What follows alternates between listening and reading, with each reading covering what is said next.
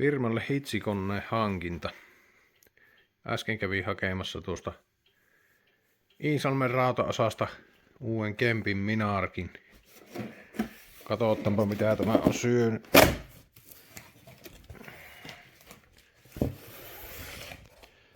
Eli vuodenvaihteessa perustin yrityksen hitsauspalveluita tarjoamaan. Joo, täällä on kaasuletku tulee näköjään mukana. Sitä ei aina oo halvemmissa koneissa ainakaan. Joo, tosiaan yrityksen perustin ja pääasiassa alihankintana tehdään, eli minä oon ainut firman työntekijä ja sitten tarvittaessa myös suoraan voidaan tehdä asiakkaalle kaikenlaista hitsausta, putkityöt lähinnä, eli tikki on tämä kone ja putkia olisi tällä tarkoitus enimmäkseen hitsata. Tietysti kaikki korjaushitsaukset on näppärää kans tikillä. Jos ei ole hirveän isoja määriä, ei lisäaineen tuottoa tarvii, niin silloin on tikki kyllä ihan vallan mainio kampes semmoiseen hommaan. Saa lisäaineen lankoja tosiaan yksittäin ostettua ja aika laaja lisäainevalikoima niin kuin puikollakin on. Ei tarvii ostaa koko kellaa kerralla niinku Mikmak-koneessa. Semmonen. Vasjakin on mukana kahtelemassa. Otetaanpas muovit pois. Ei UV polta niitä kiinni. Enimmäkseen on tullut sillä vanhemman mallisella Minarkilla hitsattua. Tämä on ehkä pikkusen isompi ulkomitoiltaan.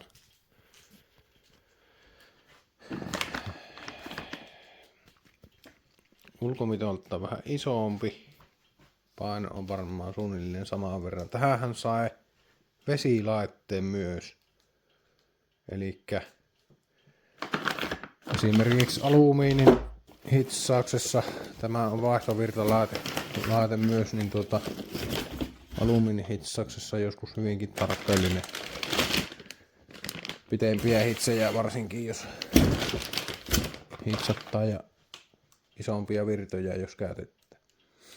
Mukana tuli Kempin TX225 kaasujäähytteinen. Eli tämä isolla päällä oleva kolvi ja siihen sitten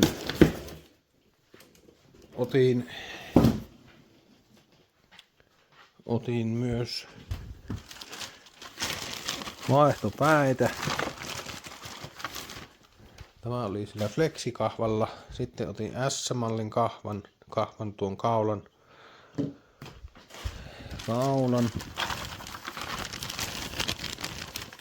Sitten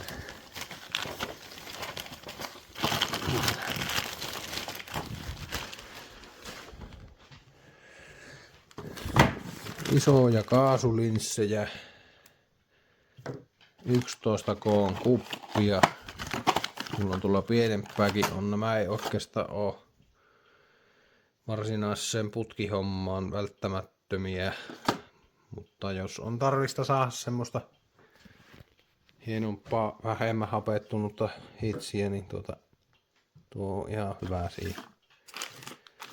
Aika painavia on nämä isot kulutusosat, että jossakin asennushitsaushommassa niin kestää vähän aikaa käsi tottua ennen kuin sitten isompaa putkea, niin hankalassa asennossa niin ei välttämättä mikään paras.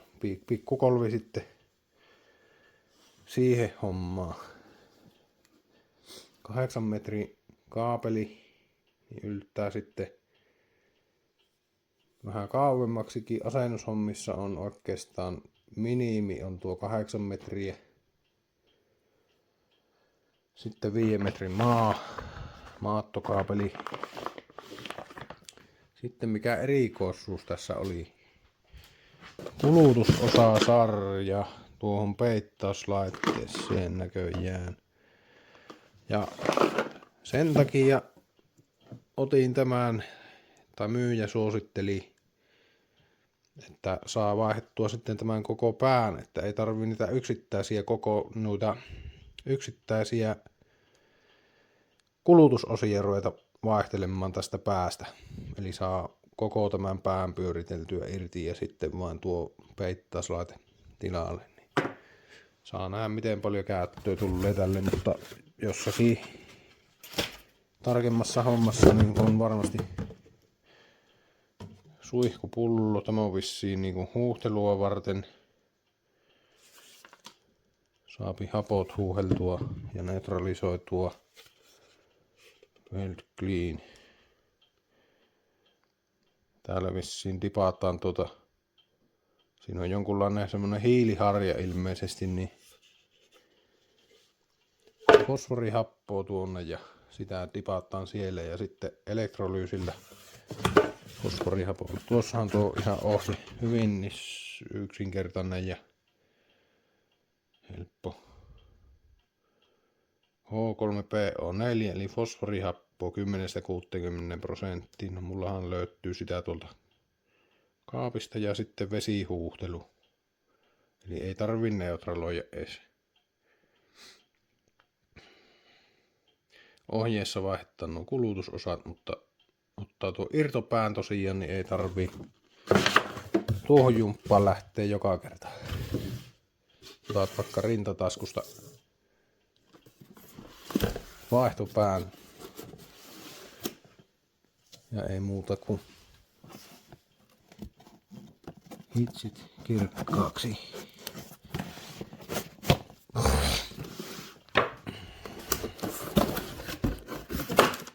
Sitten pakettiin kuuluu myös poliin, sääntöpoliin, hyvinkin tarpeellinen pienissä alumiiniosissa. Ei ehkä muuten, mutta alumiinikorjauksiakin jos joku joskus tarvii, niin aika hyvä olla. Tämä harvemmin asennushommissa tarvii. No ehkä jossain esivalmisteita kun tekee, niin voisi olla. Tai en ole kyllä ikinä käyttänyt. Mutta alumiinilla tosiaan on. Ja ehkä jopa teräskappaleilla, pienillä kappaleilla, mitkä lämpee. Niin sitten kun se kappale on tarpeeksi lämmennyt, niin sitten saa virtaa puotettua, ei ylilämpöne sitten, ylikuumene niin sanotusti. Semmonen. Siinäpä se tyyppi kilvestä sen verran, että mitä kannattaa yleensäkin hitsauskoneesta aina katsoa, niin käyttöaikasuhde. Eli tikki käytössä, ei käytetä puikkoa tällä koneella, siihen on eri kone. niin, ainakin tämä 100%, eli jatkuvaa käyttöä kestää 160 amperia tämä virtalähe. Ja volttimäärä sitten kans tuon verran. Aika pitkä kaari on jo tuolla jännitteellä, tuolla virralla, että tuo yläkantti on tuo jännite tuossa, mikä on hyvä asia. Ja sitten 60%, eli oliko se nyt 10 minuutin jaksossa, niin 6 minuuttia hitsiä ja loput 4 minuuttia.